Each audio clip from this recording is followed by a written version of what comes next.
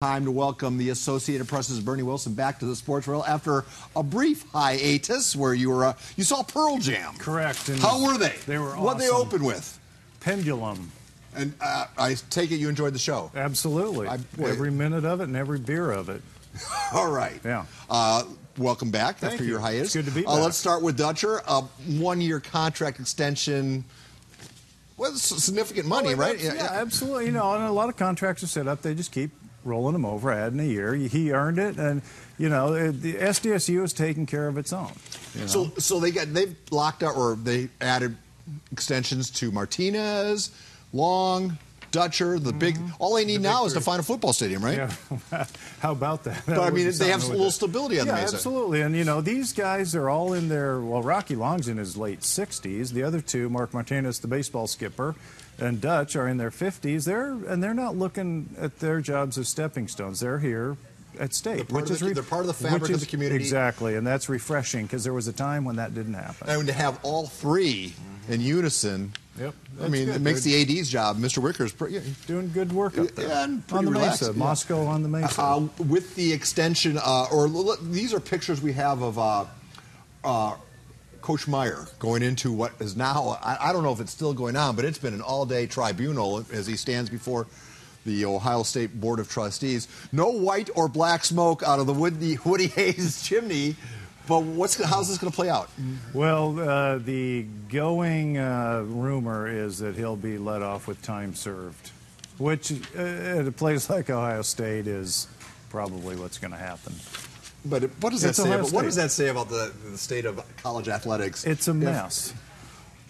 I mean, that's a public relations nightmare. It is. Well, yeah, but it's Ohio State. Their fans will go nuts. And he's won 79 games and lost 3 times. Right, yeah. And, you know, Maryland had to put its coach on administrative leave for the way he's treating players. I would say there's a difference, though. There is. There was an athlete that died. Right, yeah. But he still has his job as of now. Yeah. But if Urban Meyer gets fired, you know, the fan base will go nuts. But as we were talking earlier, maybe to some outsiders, the Ohio State is appreciated more. Here's one right up your climate change alley. The University of Miami is going to wear eco-friendly uniforms. They're using elements of the sea, like old fishing nets and other plastic waste. See, I like that because I also cover sailing, and there's a big push. The sailors who do the round-the-world race, the Volvo Ocean Race, they see this stuff out there. The garbage that we don't see. There's supposedly some big... The Pacific trash gyre or something. But they see tons of stuff over...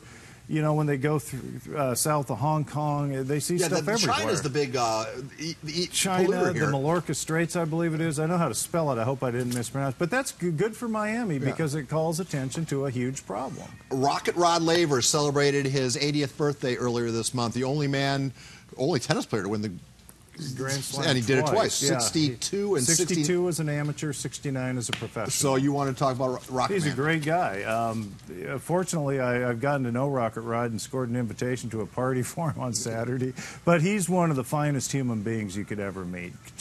Legendary tennis player, even better human being, and I've seen him double fist Pacificos at a tailgate. He's an Australian mate. Yeah, he's got that Popeye left forearm. Exactly. I got to get it right. But, you know, he's lived in SoCal probably longer than he lived in Australia, or maybe close. While we're doing birthday wishes, join me in a happy 80th, the Coach John Shacklet, or excuse me, he turned 79. Coach Shacklet, I put a year on. Shaq, one of those coaches from an era long gone by. We're all lesser for it because we don't have more coaches. Guy, and let's have a big party for him next year. I believe he could also double fist the Pacific. Oh, I bet he could. I bet he could. Chris Ello joined me on the barge Tuesday and started discussing about LT's declining popularity here in San Diego. He's coming to town Monday, not talking to the media. Listen to Ello, I want to get you to react. Okay.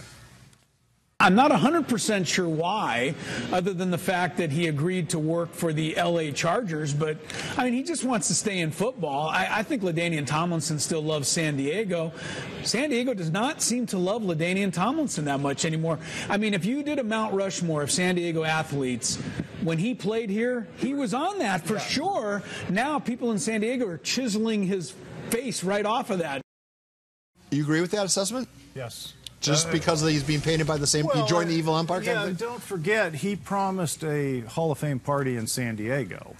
after he went in as a San Diego Charger. He never played in L.A., but that party, I guess we're still waiting for our invitations. And then he went to work for Dean Spanos, and that, to a lot of people, is the kiss of death. All right, we want to get your Mount Rushmore. We got about 40 seconds, so you got about 10 seconds. Sure. I know you're going to start with this guy. Why is Tony Gwynn? Mr. Padre, he has to be right there. Second on your Mount Rushmore list is?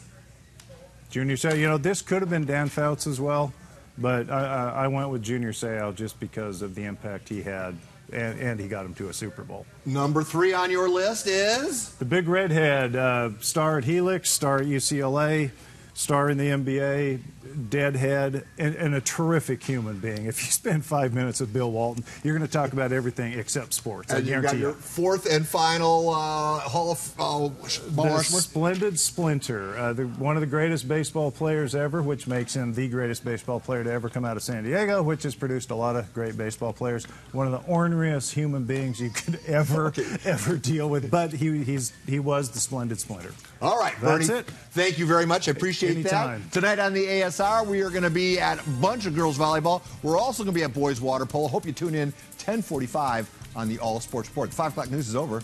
6 p.m. news is steaming around the bend.